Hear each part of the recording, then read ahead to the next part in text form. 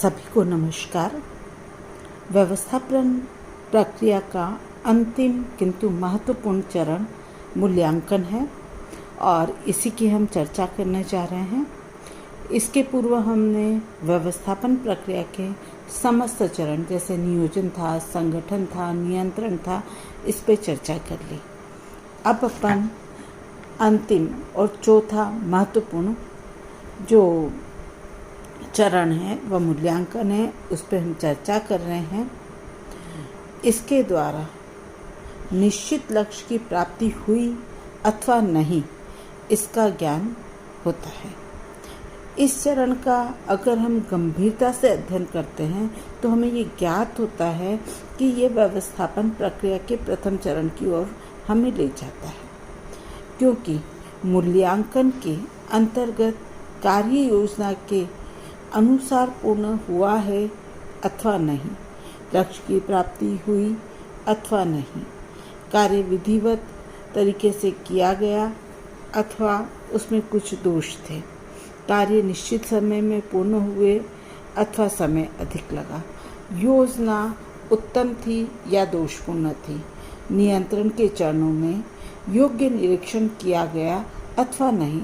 इन सभी प्रश्नों के उत्तर हमें इस मूल्यांकन वाले चरण से ज्ञात हो जाते हैं, जिसके आधार पर कार्य की सफलता अथवा दोष के कारण भी ज्ञात हो जाते हैं।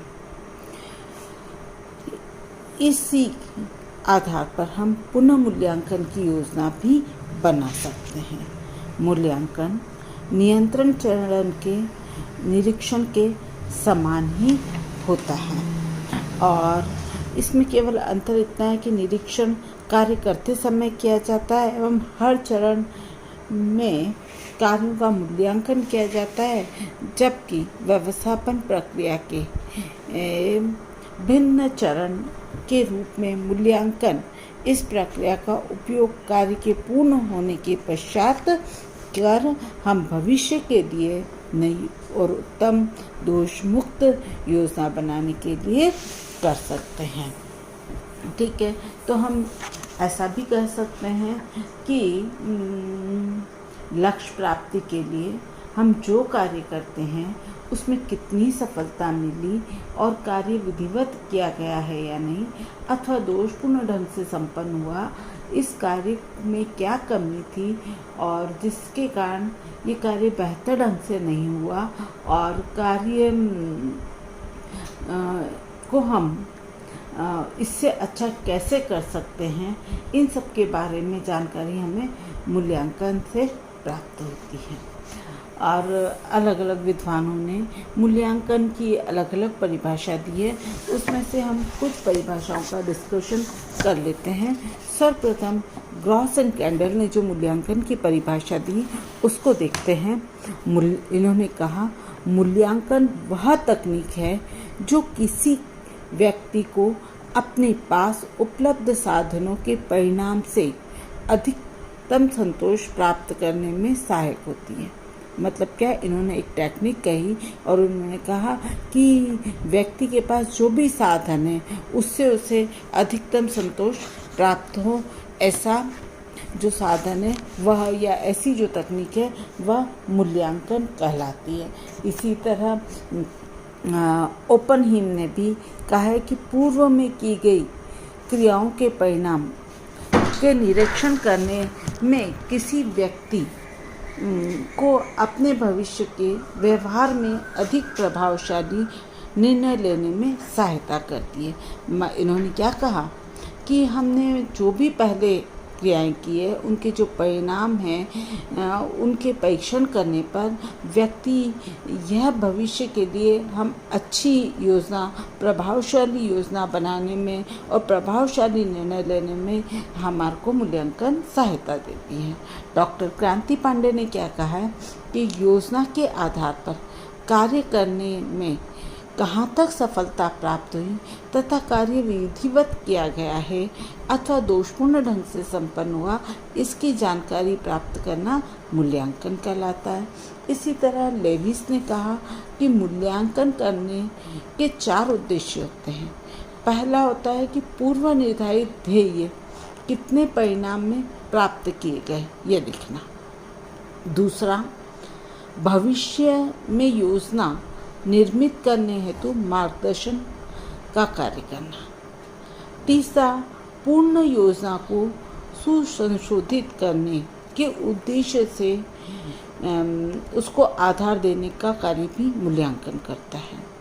नई जानकारी प्राप्त करना ये भी मूल्यांकन द्वारा की जाती है।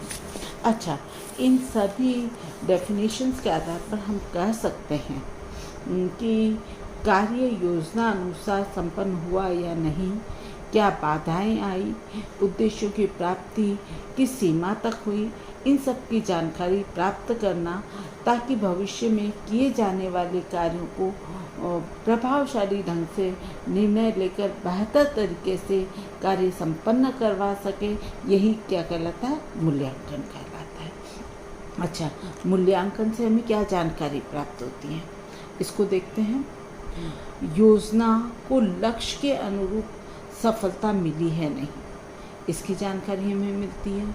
मूल्यांकन से समय पर कार्य संपन्न हुआ या नहीं, यदि नहीं तो क्या कारण थे और क्या समस्या आई, इसकी भी हमें जानकारी मिलती है।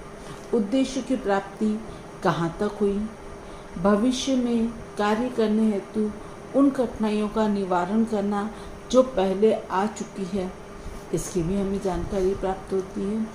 मूल्यांकन जो है भविष्य की योजना के लिए एक आधार भी प्रस्तुत करता है।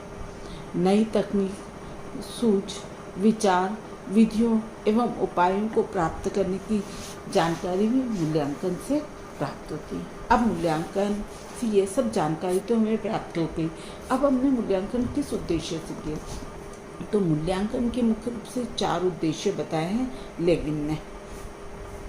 फर्स्ट बताया यह देखना कि क्या प्राप्त हो चुका है। दूसरा, अगली योजना के लिए आधार के रूप में इसे प्रयोग लाना।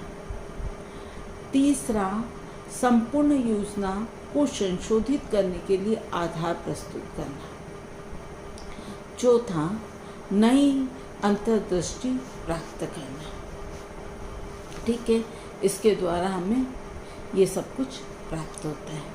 निकल एंड डॉर्सी ने इसके संदर्भ में कहा है कि मूल्यांकन का कार्य पिछली योजनाओं को के क्रियान्वयन होने के उपरांत कार्यों के परिणामों के अध्ययन से प्राप्त परिणामों द्वारा भविष्य की योजनाओं को पिछली त्रुटियों से मुक्त रखना।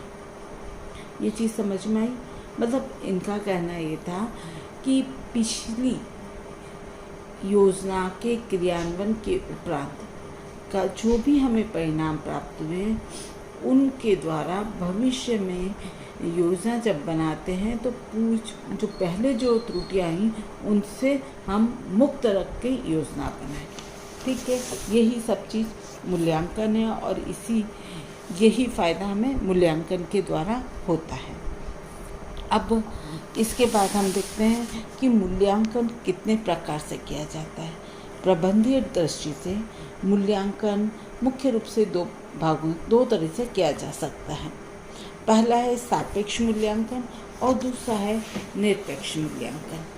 सापेक्ष मूल्यांकन जो है वह इस प्रकार का जो मूल्यांकन होता है वह योजना की समाप्ति पर लक्ष्यों की प्राप्ति किस अंश में हुई है, इसकी तुलनात्मक विवेचना करने के लिए करते हैं। यह सामयिक व साधारण होती है। तुलना हम कई आधारों पर कर सकते हैं, जैसे कि पूर्व योजना से प्राप्त लक्ष्य, वर्तमान योजना के लिए निश्चित किए गए लक्ष्य, परिवार द्वारा प्राप्त लक्ष्य, व्यक्ति की कार्य क्षमता। इस आधार पर हम क्या कर सकते हैं, मूल्यांकन में तुलना कर सकते हैं। ठीक है, एक छोटे से उदाहरण से इसको हम समझ सकते हैं। यदि गृहिणी पूरे दिन का कार्य योजना समय पर बिना थके हुए परेशान हुए अगर संपन्न कर लेती है तो हम समझते हैं कि लक्ष्य की प्राप्ति उसे संतोषजनक हुई है। इसे हम सापेक्ष मूल्यांकन कहते हैं, क्योंकि प्रबंधक जो है या वह बहुत सही है, उत्तम है, लक्ष्य जितने अधिक स्पष्ट होंगे या निश्चित होंगे, मूल्यांकन उतना ही आसान होगा। तो सापेक्ष मूल्यांकन जो है वह व्यक्ति की जो है अधिक संतुष्टि और तृप्ति प्रदान करता है। दूसरा होता है निरपेक्ष मूल्यांकन। इस प्रकार के मूल्यांकन में तुलना करने की ज़रूरत नहीं होती कि योजना कहाँ तक सफल हुई है, इसलिए कि व्यवहारिक तौर पर इस मूल्यांकन का महत्व बहुत ही कम होता है, क्योंकि जब भी आयोजन करता है किसी कार्य की अच्छाई व बुराई का विश्लेषण करता है, तब मस्तिष्क में उस कार्य के परिणाम का चित्र अवश्य होता है। यदि उस कार्य से उसे निश्चित परिणाम से कम परिणाम प्राप्त हुआ है तो वह समझता है कि प्रगति जो हुई है वह धीमी हुई है तथा कार्य पूर्ण कुशलता से संपन्न नहीं हुआ है। यदि कार्य पूर्ण जो है अच्छी तरह से संपन्न हो चुका है तो समझता है कि लक्ष्य की प्राप्ति हमें अच्छे से हुई। अच्छा, इसके लिए भी हम एक उदाहरण देकर इसको समझ सकते हैं कि एक गृहिणी है जो दिन भर के कार्य की योजना बनाती है। उस योजना में पूरे दिन के खाने में कई तरह की चीज़ें हैं, जैसे दाल चावल रोटी सब्जी सलाद आदि और दही बड़े आदि बनाएगी, परंतु अगर उसके पास समय की कमी है और वो दही बड़े नहीं बना पाती। अब जब दिन के अंत में अथवा रात्रि के समय वह अपने कार्यों का पुनः मूल्यांकन करती है, तब उसे पता चलता है कि किन कारणों से वह दही बड़े नहीं बना पाई। उस समय को क्या समय को बचाया जा सकता था, क्या वह बहुत थक गई थी या घर में मेहमान आ गए थे आदि सब कारणों पर वो विश्लेषण करती है। इन समस्त कारणों का विचार करने के बाद जब वह कल की योजना बनाती है तो पूर्व अनुभव के आधार पर, नवीन सूझ के आधार पर विचार करके मतलब जो नई तकनीक का उपयोग करके फिर योजना बनाती है, और इस तरह जो मूल्यांकन किया जाता है वह निरपेक्ष मूल्यांकन कहलाता है। अच्छा, मूल्यांकन जो है वह हमारे जो व्यवस्थापन प्रक्रिया है उसका अंतिम चरण है। इसके बाद व्यवस्थापन प्रक्रिया जो हमने लक्ष्य लिया था वो तो समाप्त होता है, परंतु हम अगर नया लक्ष्य बनाते हैं तो उसकी योजना तैयार करने के लिए हमें आधार प्राप्त हो जाता है। तो यही जो है मूल्यांकन है। आप लोगों को समझ में आया होगा। धन्यवाद।